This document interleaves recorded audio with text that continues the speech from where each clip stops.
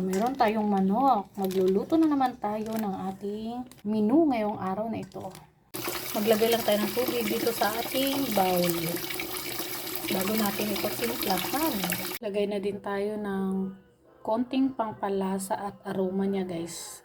Secret ingredients. Ayan. So, yan na yung ating tubig. Maglagay tayo ng madaming asin. Mga 1 kutsarang asin. Ayan, maglalagay na din tayo ng buong paminta. Buong paminta. Ayan. Prepare nating ingredients, guys. Meron tayong toyo, bawang, sibuyas, kalamansi. Ayan, meron tayong pinong paminta, bilog na paminta, syempre yung tanglad, at saka herbs and spices. Ayan, wala pa dyan yung asin, guys. Lahat ang ingredients, guys. Ang gagawin lang din natin ay paghalo-haluin sila. Ilagay na din natin siya sa ref, After guys. mahalo, So, syempre isa lang natin ito sa 6 hours, apoy. ito na siya. Pakuluan lang natin. Ready na para timplahan. Na So, siya. ayan. So, ang gagawin natin, palamigin na din muna natin siya. So, ito na, guys. Malamig na siya. Kaya ilalagay na natin ang ating chicken. Babad natin siya ng hindi bababa sa 4 hours. And guys, takpan natin. Ito na siya, guys. After 6 hours ng pag-marinate natin.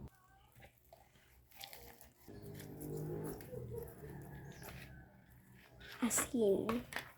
Isang kiri na lang. Set natin sa 30 minutes. Ayan, after 30 minutes, kunin natin.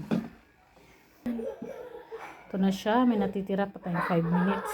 Guys, maglalagay lang din tayo ng, ayan, mayroon tayong toyo at mantika. Lalagay natin sa kanyang balat. Tulad nito. Ayan. Pahid. Ayan, after natin mapahiran, ibalik natin ulit. Ubusin itong ating 5 minutes. Ayan.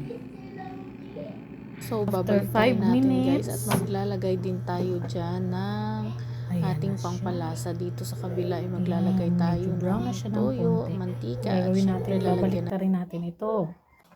Ayan. Puti pa sa kabila.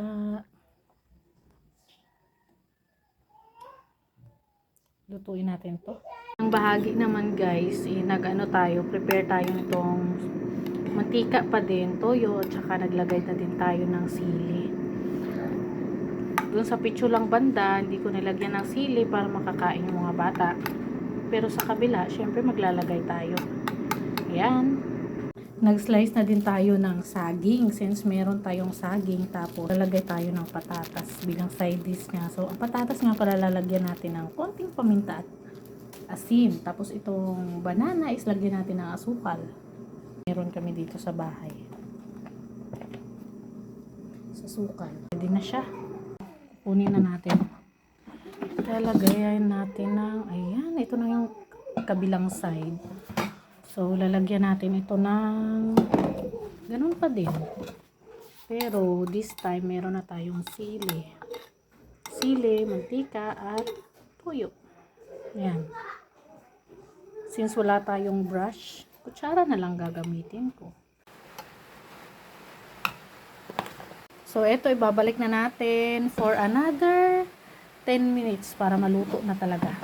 Finally, naluto na din ang ating, naubos na din natin ang 1 hour and 20 minutes nitong ating, ayan, meron siyang juice sa ilalim.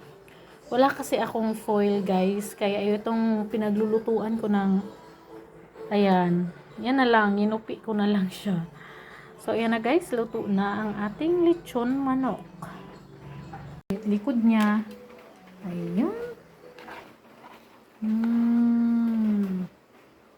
So, ayan, guys, ang ating lechon manok. Siyempre, itong sabaw-sabaw niya, ihalo na din natin, okay? Para mas masarap. Okay, ilalagay natin itong sabaw niya, guys. Ayan. Tapos, siyempre, itong side dish. Bango. Sobrang bango, guys.